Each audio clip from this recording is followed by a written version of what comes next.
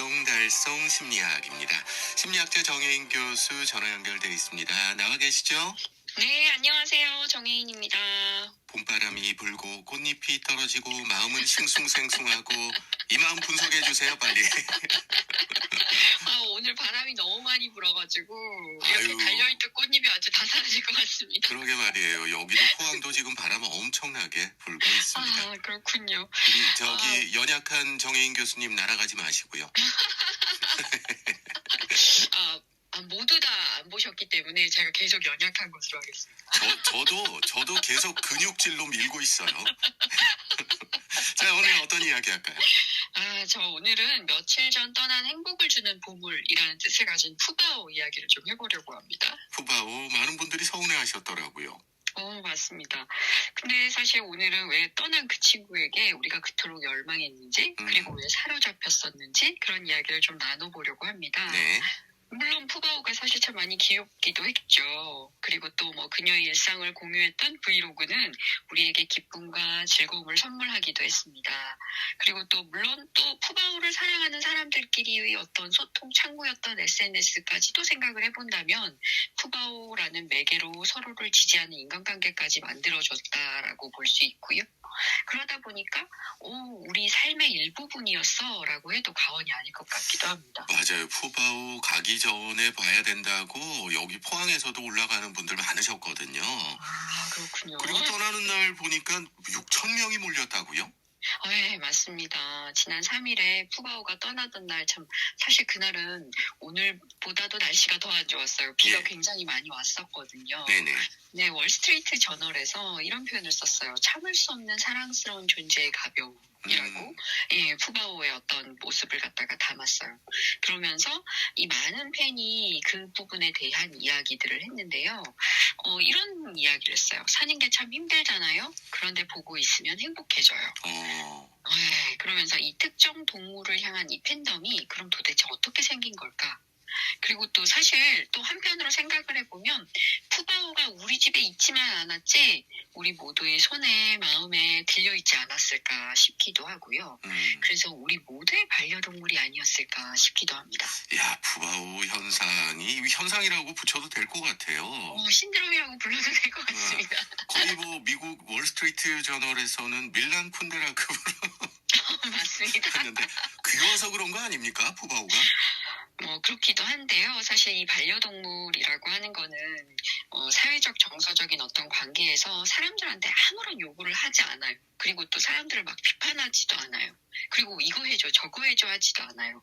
그렇지 않지만 그 모든 것들을 그냥 수용하기만 하잖아요. 그래서 인간에게 있어서 이 반려동물과의 상호작용은 아무런 이 거리낌 없이 무장해제하게 만들고요. 예. 또 너무 쉽게 감정이입하게 만들어요. 그래서 온종일 지친 나를 이 무해한 웃음으로 위로하고 다들 힘들고 이 정도 어려움은 누구에게나 있는 것이지라고 하면서 위로했다라고 하는 걸 들어보면 이 현상이 정말 대단했구나 싶기도 합니다. 그러니까 푸바오도 마찬가지였겠네요. 보기만 해도 그러니까 직접 보지 않고 스마트폰을 통해서 SNS를 통해서 봐도 위로가 된다 이거 아니겠습니까?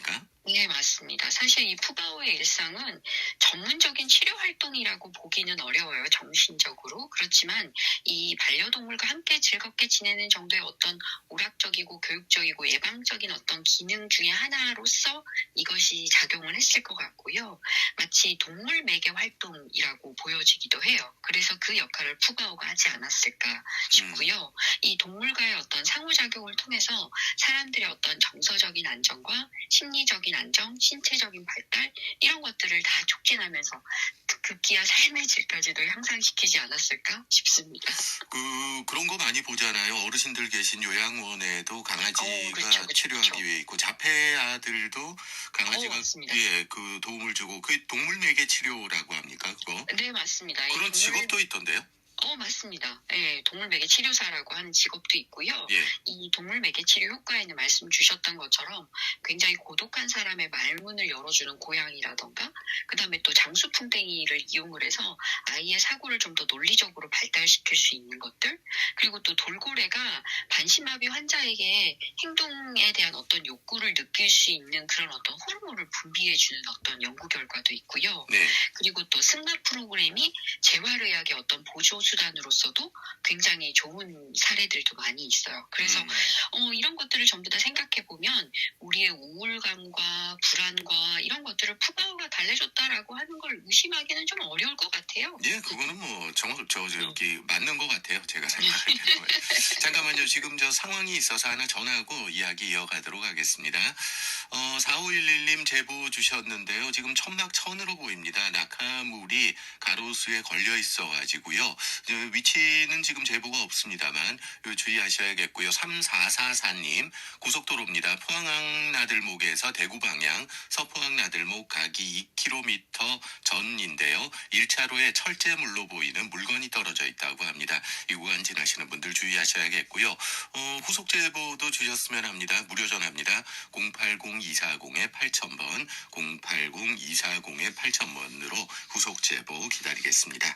자, 그러면 동물 매개 치료와 관련된 이야기 이어가는데 이 연구도 있겠죠?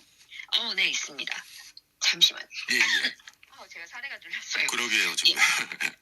네, 이 스위스 심리학자 중에 라헬 마티라고 하는 사람이 있는데요. 이 사람이 동물을 쓰다듬는 행위가 정말 뇌에 어떤 변화를 일으킬까 하는 것들을 연구를 했어요. 네네. 그래서 사회적, 감정적 처리에 관여하는 어떤 전두엽의 일부인 전두전야라고 하는 게 있는데 네. 이게 어떻게 반응하는지 보고 싶었어요. 그래서 개와 인형이 이렇게 털이 있는 거죠. 이렇게 접촉할 때 전두엽의 일부가 이 전야가 어떻게 변화를 하는지 실험을 해봤거든요. 그래서 18세 이상의 어떤 건강한 성인 21명에게 6살 된 잭 러셀 테리어, 4살 된 골든 두들, 골든 리트리버 같은 것이 종견하고요. 그리고 똑같이 개와 온도가 같은 사자 봉제 인형 레오를 이용을 했어요. 그래서 실험 참여자들에게 흰 벽만 보고 있으세요. 1m 떨어진 곳에서 개를 보세요.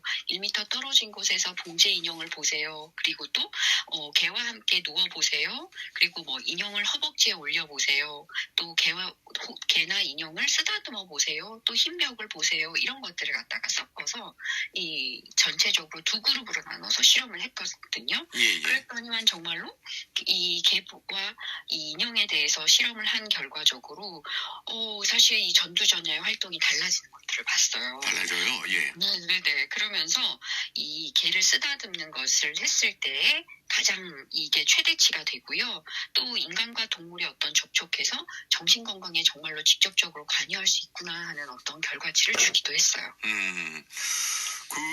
그 개하고 인형하고는 확실하게 다르게 나타났다 이거죠?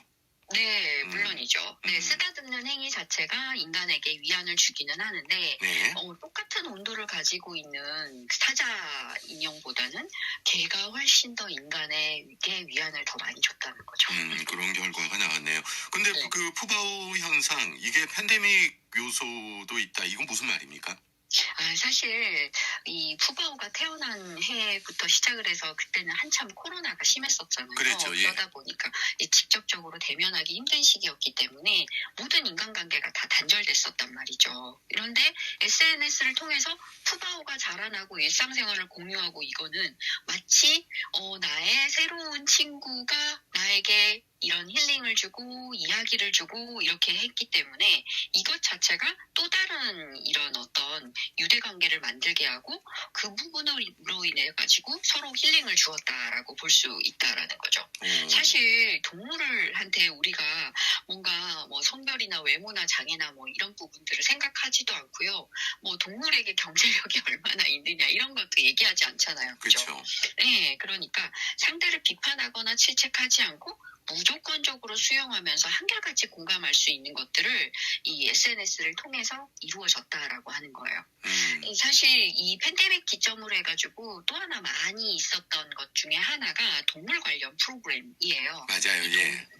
이 프로그램을 통해서도 이 동물 콘텐츠가 우리에게 계속 위로와 힐링을 주려고 했었기 때문에 아마 이것들이 다 맞아 떨어지지 않았을까? 저는 좀 이렇게도 생각을 해봤습니다. 그 쇼폼 같은 경우에도 뭐 귀여운 강아지라든가 고양이라든가 이런 것들이 엄청나게 조회수 올리고 그러거든요. 네, 맞습니다. 이런 것도 비슷한 현상이 아닐까 싶네요. 저는 살짝 삐딱해가지고 그런 거 보는 사람들한테 거긴 좋은 것만 보여주는 거야. 그랬는데 말이죠. 자, 오늘 푸바오 이야기 하신 이유 정리해 주시죠. 사실 오늘 제가 이 이야기를 가져온 것은 어떤 분들은 아니 뭐 동물 한 마리 가는데 뭐 이렇게 울고불고 난리냐 뭐 이렇게 말씀하시는 분들도 계시긴 하거든요. 예. 예, 그럼에도 불구하고 이 몇 년 사이에 늘어난 어떤 동물 관련 TV 프로그램도 그렇고요. 그다음에 반려동물에게 위안을 얻으시는 분들도 그렇고요. 그리고 이 푸바오 신드롬도 마찬가지고요. 이 심리적인 기제에 무해한 웃음을 주는 이 위로에 대해서 오늘은 한 번쯤 생각을 해보셨으면 하고 가져와 봤습니다. 알겠습니다. 그리고 저희는 이제 방송하는 입장에서 말씀드리자면은 동물 프로그램들이 아예 뭐 동물들이 이거 하면은 그냥 설렁설렁 만들 수 있으니까 쉬워서 하는 거 아니야 하는 분들도 계신데 동물 프로그램 무지하게 어렵습니다. 만들기 진짜 어렵거든요. 그 친구가 우리 말을 잘 안 듣죠. 그럼요. 방송하는 입장에서 사정을 말씀드렸습니다. 자, 오늘 알쏭달쏭 심리학자 정혜인 교수와 함께했습니다. 오늘 감사합니다. 네, 감사합니다.